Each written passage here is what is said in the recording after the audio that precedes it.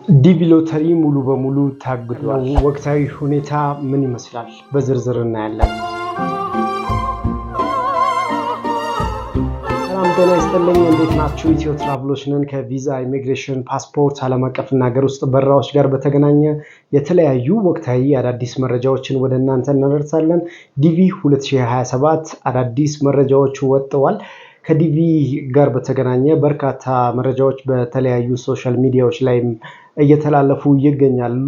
አሁን ባለው ሁኔታ የአሜሪካን ኢሚግሬሽን በኢትዮጵያ በሚገኘው የአሜሪካን ኤምባሲ ላይ የቪዛ እገዳ ወይንም ደግሞ የቪዛ የመስጠት የቪዛውን ፕሮሰስ ሙሉ በሙሉ ፖዝ አድርጎታል ማለት ነው። ይህን ተከትሎ እንግዲህ በርካታ መረጃዎች ወጥተዋል። ለምንድነው ቪዛው ወይንም ደግሞ የቪዛ ሂደቱ የተቋረጠው ለምንድነው የሚል በርካታ የቪዛ አመልካቾች እየጠየቁ ይገኛሉ።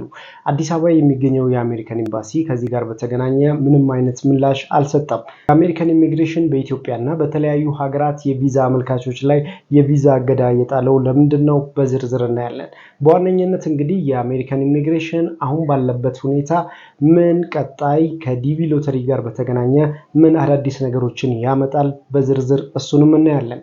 በአጠቃላይ ከዲቪ ሎተሪ ጋር እና ሌሎች የቪዛ ሂደቶች ጋር በተገናኘ አዳዲስ መረጃዎችን በእኛ በኩል ታገኛላችሁ። ሰብስክራይብ አድርጉ፣ ላይክ አድርጉ፣ ሼር አድርጉ፣ ለሌሎችም አድርሱ።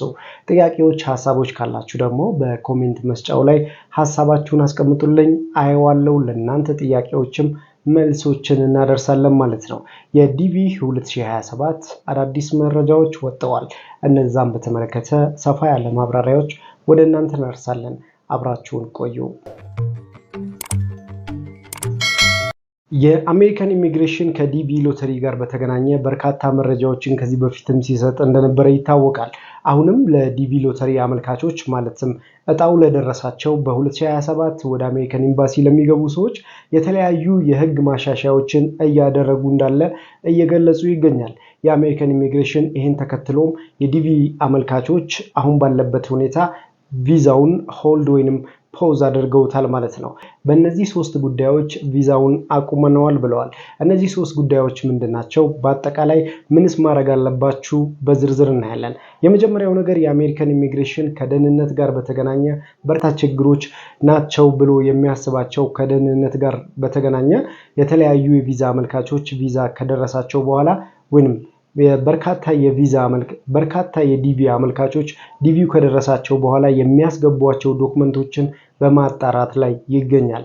ይሄ መጀመሪያው ነገር ነው። በትምህርት ማስረጃ የመጀመሪያው፣ በጋብቻ ቀጣይ ደግሞ ስለነሱ ማንነት የሚያጣሩበት ማለትም የትምህርት የጋብቻና ስለነሱ ስታተስ የሚጠቁሙ ዶክመንቶችን ሙሉ በሙሉ ማጣራት ይዟል ማለት ነው። ይሄ እንግዲህ በኢትዮጵያውያኖችና እንዲሁም በተለያዩ ሆልድ የተደረገባቸው የዲቪ ሎተሪ የ2027 እነሱን ይመለከታል ማለት ነው።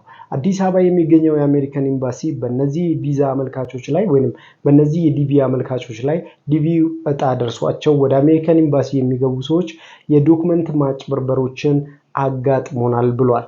እነዚህ እንግዲህ የዶክመንት ማጭበርበር ፈርስት ዲግሪ እና ሌሎችም የትምህርት ዶክመንቶች ሐሰተኛ ዶክመንቶችን አቅርበዋል።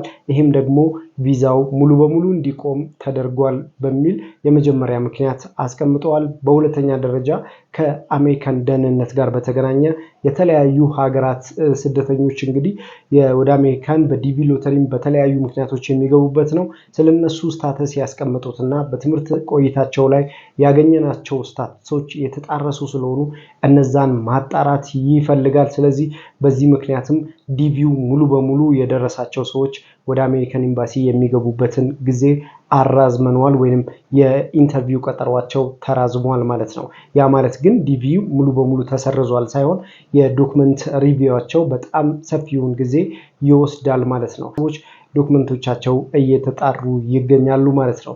በሶስተኛ ደረጃ ከጋብቻ ሰርተፊኬት ወይንም ደግሞ ከተለያዩ ስለነሱ ስታተስ ከሚጠቅሱ ዶክመንቶች ጋር በተገናኘ አሁንም ሪቪው እየተደረገ ይገኛል። እያንዳንዱን ስለናንተ ስታተስ ሙሉ በሙሉ የአሜሪካን ኢሚግሬሽን እየመረመረ ይገኛል ማለት ነው። ይህንን የሚያደርገው በስቴት ዲፓርትመንት በኩል ስለሆነ ምንም ሙሉ በሙሉ በሚባል ደረጃ አዲስ አበባ የሚገኘው የአሜሪካን ኤምባሲ ይህንን አገልግሎት ለጊዜው እየሰጠ አይደለም ማለት ነው።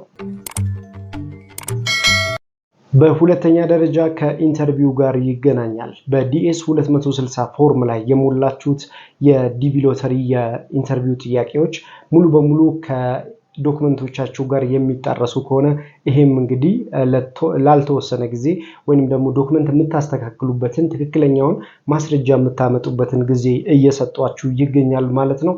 ስለዚህ ሐሰተኛ ወይንም የተጭበረበረ ወይም ትክክል ያልሆኑ ዶክመንቶችን የምታስገቡ ከሆነ ዲቪ ሎተሪያችሁ ሙሉ በሙሉ ሪጀክትም ልትባሉ ትችላላችሁ።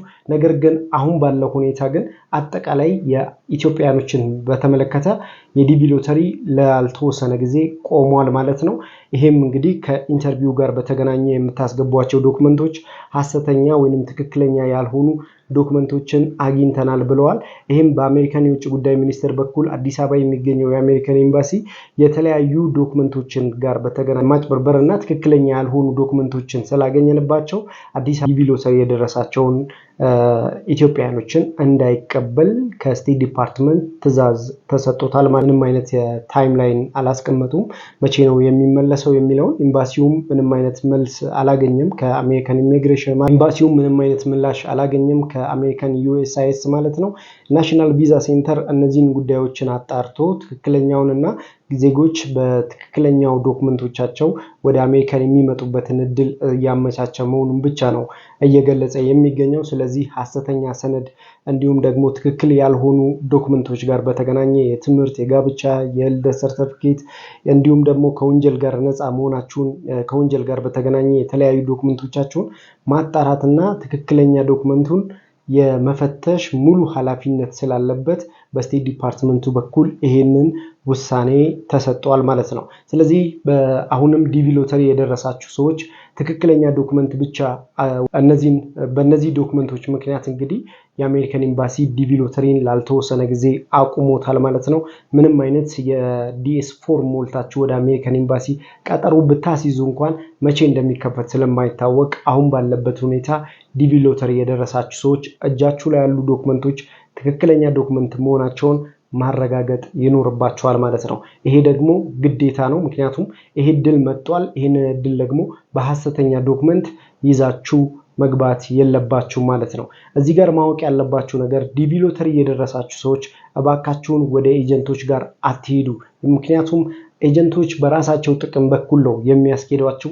ሐሰተኛ የጋብቻ ሰርተፊኬት፣ ሐሰተኛ የባንክ ስቴትመንት፣ ሐሰተኛ የተለያዩ ዶክመንቶችን የትምህርት ማስረጃ ያቀርቡላችኋል። እናንተ ዲቪው እንዳያመልጣችሁ በሚል ብቻ ትክክለኛ ያልሆኑ ዶክመንቶችን ወደ አሜሪካን ኤምባሲ እንድታስገቡ ፑሽ ያደርጋቸዋል ወይንም ደግሞ ሰጀስት ያደርጋሉ። ያ ደግሞ እናንተን ይጎዳቸዋል። ምክንያቱም የአሜሪካን ኤምባሲ ከኢትዮጵያ ውስጥ ካሉ ሁሉም የመንግስት ቢሮዎች ጋር የግል ቢሮዎች ጋር ሁሉም አብረውት ይሰራሉ። እሱ በተለያዩ መንገዶች ነው የሚያጣራው። ይሄ ደግሞ ዋጋ ያስከፍላቸዋል ማለት ነው። ስለዚህ ትክክለኛው መንገድ እጃችሁ ላይ ያለውን ዶክመንት ብቻ ስጡት። ምናልባት ዲቪ ሎተሪ ደርሷችሁ ከሆነ ያ ለእናንተ ትክክለኛ ማስረጃ በማቅረባችሁ ብቻ ዲቪያችሁን አፕሩቭ ሊያስደርግላችሁ ይችላል። ስለዚህ ሐሰተኛ ደግሞ ካቀረባችሁ ዲቪያችሁን ሪጀክት ሊያስብልባችሁ ይችላል፣ ዋጋም ሊያስከፍላችሁ ይችላል ማለት ነው። ስለዚህ ጥንቃቄ አድርጉ። ባላችሁበት ቦታ ተረጋግታችሁ ጠብቁ። በእኛ በኩልም ደግሞ አዳዲስ መረጃዎች ሲኖሩ በዲቪ ሎተሪ እና ሌሎች የቪዛ አይነቶች ጋር በተገናኘ ከአሜሪካን ኤምባሲ ጋር በተገናኘ የተለያዩ መረጃዎችን አዳዲስ መረጃዎችን በፍጥነት አደርሳችኋለሁ። ስለዚህ እንድትጠብቁ በትዕግስት እጃችሁ ላይ ያሉትን ዶክመንቶችን ደግሞ በአግባቡ እንድትይዙና ትክክለኛውን ዶክመንት ብቻ መልእክታችንን ወደ እናንተ እናደርሳለን። በአጠቃላይ ከዲቪ ሎተሪ እና ከተለያዩ የቪዛ መረጃዎች ጋር በተገናኘ ወደ እናንተ እናደርሳለን። ሰብስክራይብ አድርጉ፣ ላይክ አድርጉ፣ ሼር አድርጉ ለሌሎችም ማለት ነው።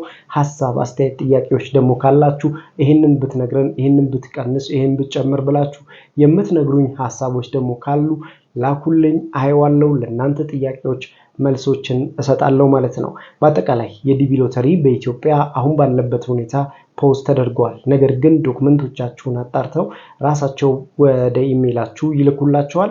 ወደ አሜሪካን ኤምባሲ የምትገቡበትን እድል ታገኛላችሁ ማለት ነው። ዲቪ ሎተሪ የደረሳችሁ ሰዎች ይቅናችሁ። በአጠቃላይ ግን ዶክመንቶቻችሁን ትክክለኛ ለማድረግ ሞክሩ። ይህንን ይመስላል የዛሬው መረጃችን። አብሬያችሁ የቆየሁት አሜን ነበርኩ። ሰብስክራይብ አድርጉ፣ ላይክ አድርጉ፣ ሼር አድርጉ፣ ለሌሎችም አድርሱ። መልካሙን ሁሉ በያላችሁበት ተመኘን። ፒስ